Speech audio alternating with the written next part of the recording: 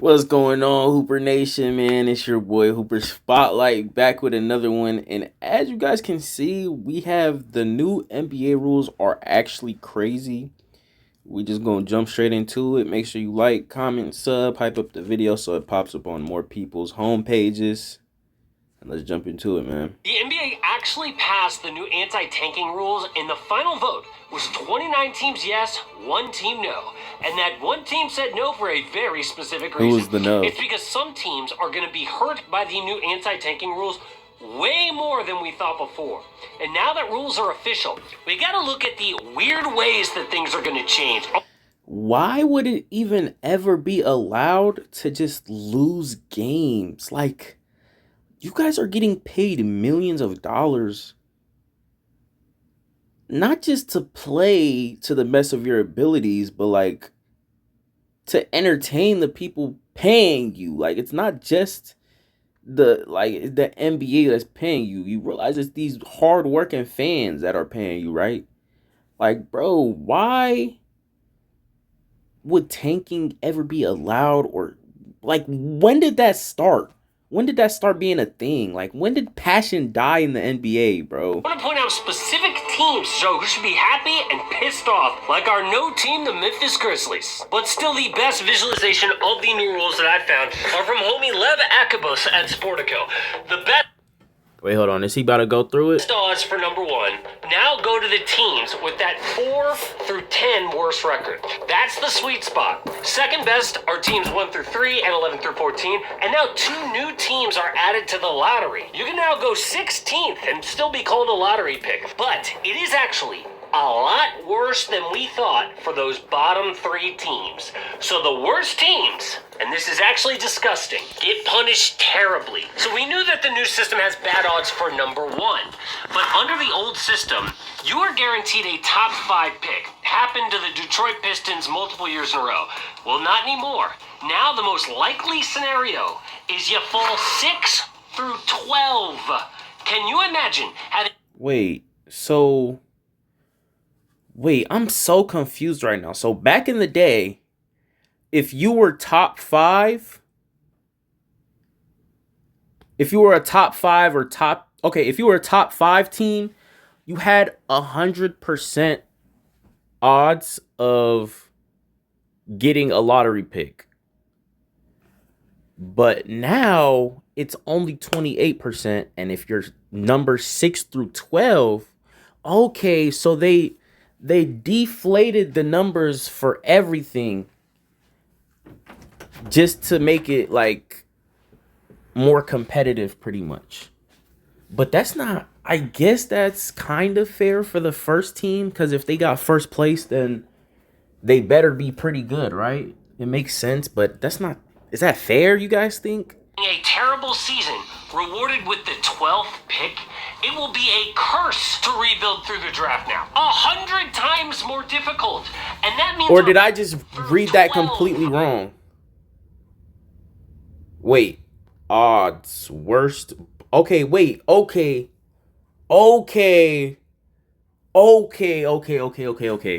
So you get a... Okay, the old rules were that if you were a bottom 3 team, you were 100% gonna get a top 5 pick. If you were, it was a 40% chance that you get a top 3 pick. Now those percentages are way lower, and if you are, if you are a bottom 3 team, your odds of getting pick number 6 through 12 is 71%. So that's not that bad, though, is it? Am I slow? Having a terrible season rewarded with the 12th pick, it will be a curse to rebuild through the draft now. 100 times more difficult. And that means our first big loser here are small market teams. But the playoffs have been amazing. The only way I know to... Because building through the draft is more of a crapshoot than ever. Trades and free agents are now the way to go. Like, for example, when Chris Paul left for the LA Clippers in 2011, New Orleans bottomed out, but immediately got Anthony Davis 1 year later. Or the Cavs got Kyrie right after LeBron left for Miami. Now, Great small pick. market teams, you are just screwed if LA or Miami takes your star. But that's not why the Memphis Grizzlies voted no. They did it for one of the additional rules under the new system. So now a team cannot pick number 1 in back-to-back drafts, but also no top 5 in 3 straight drafts. And the weird part, it's not actually the team who has 3 straight drafts? Oh my gosh. the pick. It's whoever the pick came from. So the Grizz thought they had a Jazz unprotected 2027 first, except now Utah just picked top 5 back-to-back. Means under the new rules, that unprotected Jazz pick gets bumped to 6th in the draft at best. Now look at rule number 3. Speaking of weird rules, no protecting picks top 15 or top 12, which is random, right? Well, the reason is actually pretty simple. Remember how the bottom 3 teams we said are guaranteed, not top 5, but now they're guaranteed top 12? Well, if you have a top 12 protected pick and things aren't going well, you're like, oh, let's just tank the season to guarantee we keep our pick. Well, the new rules want to prevent tanking, so those protections are not allowed. Then there is the commissioner's new power. Under the new rules, if Adam Silver sees a tanker, he can fine a team up to $10 million, take away a team's first round pick, lower that team's odds for the number 1 pick, suspend front office members, or just straight up change the team's draft position to whatever he wants. I'm man. not sure Adam Silver's actually ever gonna have the guts to do that, no offense. And if he was only that serious about flopping, we'd be happy. But he is doing this because tanking got so bad, it made the regular season a joke and worked. Like the Wizards get rewarded with the number 1 pick for losing 27 of their last 29 games and trading for 2 All-Stars, Trae Young and Anthony Davis, basically not playing them. So people are like, oh, how are you going to not reward the worst teams with a good pick? Every other sport in the world does that. Yeah, but no other sport has half the teams actively trying to ruin the sport. That's Believe so me, if terrible, Adam bro. Silver could have done actual relegation and sent the Wizards and the Jazz and the Grizz to the G League, he would have done that. So this was the next best thing. And part of this is how unique basketball is. In basketball, there are just 5 guys on the floor at one time for a team. Baseball and football both have 11. So one guy is a lot more important in the NBA. So unless it's a pitcher or a quarterback, one pick is not going to save your franchise, but that is true in basketball. However, there will be unintended consequences that we don't see coming. And one of those might be a new way to rig the system.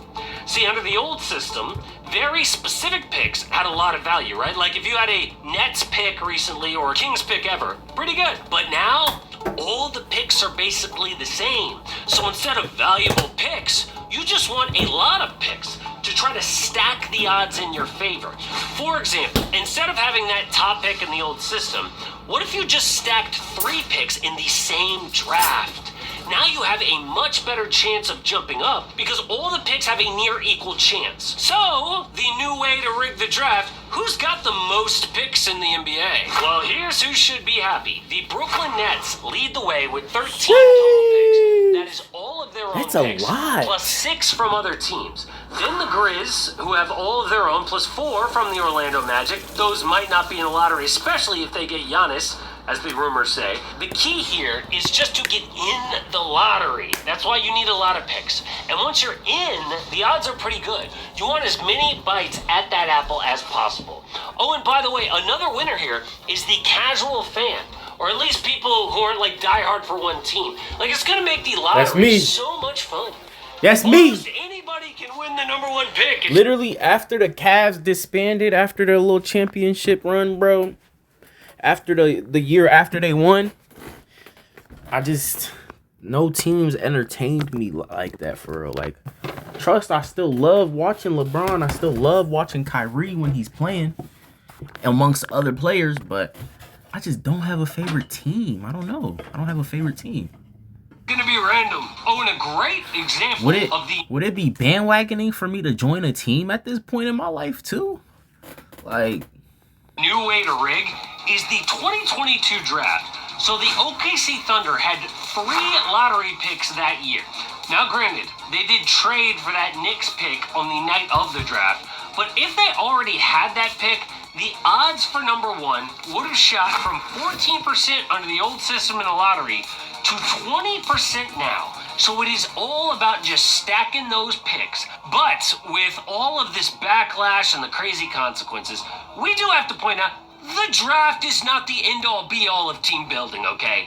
In fact, the Spurs are rare. San Antonio built this current team on the back of 3 top 3 picks. Victor Wembanyama, Stephon Castle, and Dylan Harper. But this year's Knicks team in the finals, led by a second-round pick, Jalen Brunson. Wow. Last year's finals, think about the 2 best players on each team, okay? Shai Gilgeous-Alexander, the 11th pick, Jalen Williams, the 12th pick, then for the Indiana Pacers, Tyrese Halliburton, the 12th pick, and Pascal Siakam, 27. And of course we could go down the list. Those 12 picks, like, wasn't Kobe in that range too? He was somewhere around there, right? Or am I tripping? Like, that range? I think Curry was one too. That range gives you some sleeper dog sometimes, bro. Steph was number 7. Nikola Jokic, second 7. round. Kawhi Leonard and Giannis are both number 15 and so on. Don't get me wrong. It is nice to be the San Antonio Spurs, right?